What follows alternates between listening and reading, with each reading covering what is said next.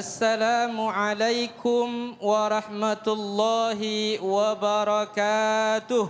Waalaikumsalam warahmatullahi wabarakatuh. Alhamdulillah, hari ini saya diberi tema untuk membahas tentang makan.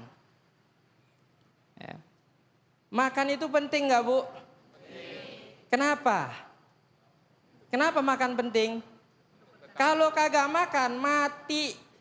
Maka saking pentingnya ini Allah berfirman, "Kulu min thayyibati ma razaqnakum wa la tatghaw fayahilla 'alaikum ghadabi wa may yahlil 'alaihi ghadabi faqad hawa." Makanlah. Nah, udah disuruh sama Allah makan, sudah belum? Sudah. Alhamdulillah. Nurut berarti ini sama Allah.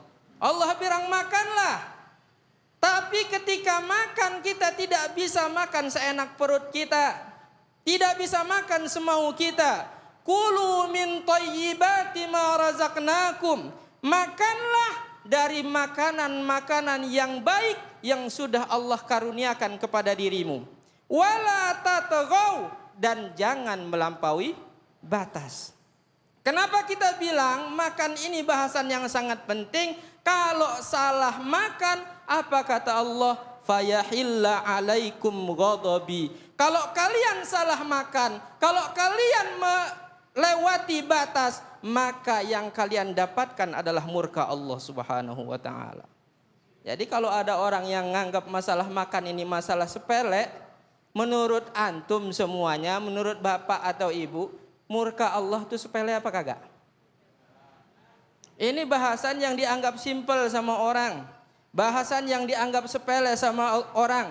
Tapi Allah jamin, kalau kalian salah makan, fayahilla 'alaikum ghadabi, maka murkaku pasti akan turun kepadamu. Wa may yahlil 'alaihi ghadabi, dan barang siapa yang sudah mendapatkan murkaku, faqad hawa, maka dia sudah hawa. Apa arti hawa?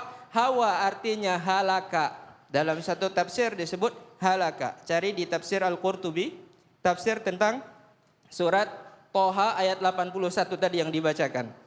Salah satu arti dari hawa, faqad halaka, maka sungguh orang yang makan sembarangan, dia mendatangkan murka Allah Subhanahu wa taala. Kalau Allah sudah murka, maka dia pasti binasa.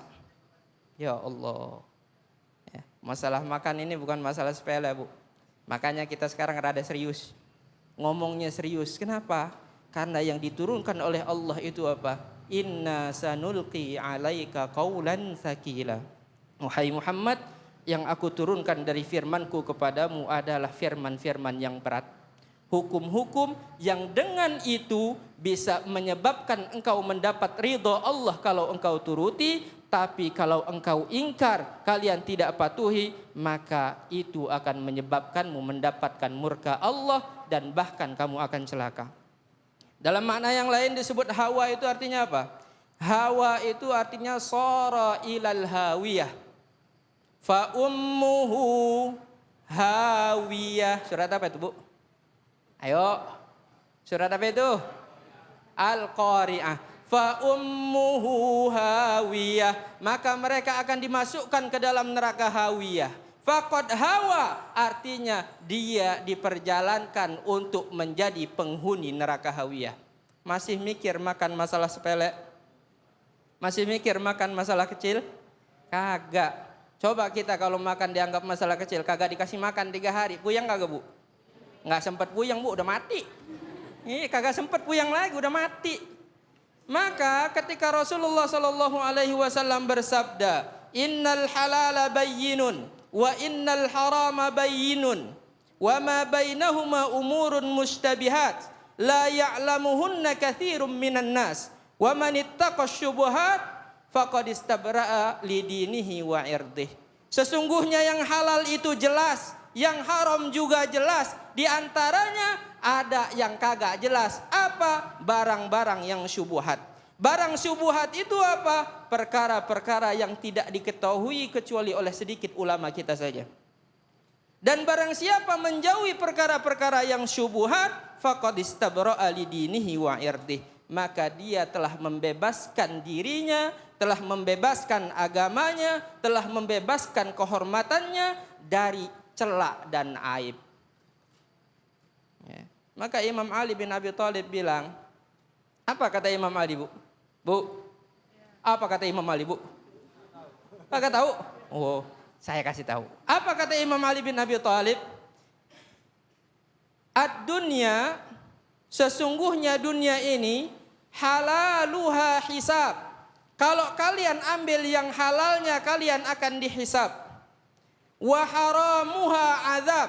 Kalau kalian ambil yang haram, siap-siap kalian kena azab. Wa syubhatuha itab. Dan kalau kalian ambil yang syubhatnya, kalian tercela. Jadi yang selamat itu cuma kalau kita makan yang halal saja. Makan syubhat, ngeri-ngeri sedap, dicela. Apalagi yang makan haram, eksekusi langsung. Azab. Halalnya dihisab, haramnya diazab, syubhatnya diitab. Itab itu artinya dicela. Maka kalau kita lihat pada masa dahulu, kita kenal dengan namanya Abu Bakar As-Siddiq. Kenal nggak, Bu? Hah? Nggak kenal? Tahu, kenal. Hah? Kenal. Kenal? Pernah dengar Abu Bakar As-Siddiq radhiyallahu anhu? Kenal. Abu Bakar As-Siddiq itu punya seorang hamba, punya seorang budak. Budaknya ini setiap malam biasanya bawa makanan ke Abu Bakar As-Siddiq. Iya. Ketika dia bawa makanan, malam itu dia datang bawa makanan ke Abu Bakar As-Siddiq. Ketika dibawa makanan tadi, dimakan oleh Abu Bakar As-Siddiq. Budak ini protes. Ya Sidi, wahai tuanku, biasanya sebelum engkau makan kau nanya dulu. Kok malam ini kau langsung makan-makan aja? Biasanya sebelum makan Abu Bakar As-Siddiq nanya, ente dapat dari mana ini barang?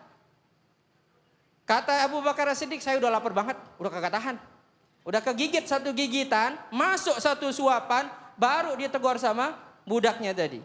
Maka setelah itu Abu Bakar Siddiq bilang, emangnya ente dapat dari mana ini makanan? Makanannya halal. Emangnya makanan ini ente dapat dari mana? Budak tadi bilang, dulu di masa jahiliyah saya pernah lewat suatu kampung. Ketika saya lewat di satu kampung ada orang sakit. Orang sakit ini manggil saya minta dijampi-jampi. Dijampi-jampilah dia sama budak dari Abu Bakar As-Siddiq. Setelah dijampi-jampi ternyatanya manjur. Sembuh. Maka mereka berjanji, nanti kalau kita ketemu lagi saya akan bayar kamu. Nah, tadi saya lewat di kampung itu, lagi ada pesta. Ketika mereka lihat saya, ini upah yang waktu itu kamu jampi-jampi, saya sampai sembuh. Maka makanan itu yang saya bawa ke kamu. Allah. Masya Allah. Makanan habis ngedukun dibawa ke Abu Bakar As-Siddiq. Hasil kerja ngedukun dibawa ke Abu Bakar As-Siddiq. Maka Abu Bakar As-Siddiq bilang, celaka ente pengen nyelakain saya. Abu Bakar As-Siddiq memasukkan tangannya ke tenggorokannya, dikorek-korek. Tenggorokannya dikorek-korek. Sudah dikorek-korek, matanya ngejelit. Ya, air mata keluar sampai udah pengen mati.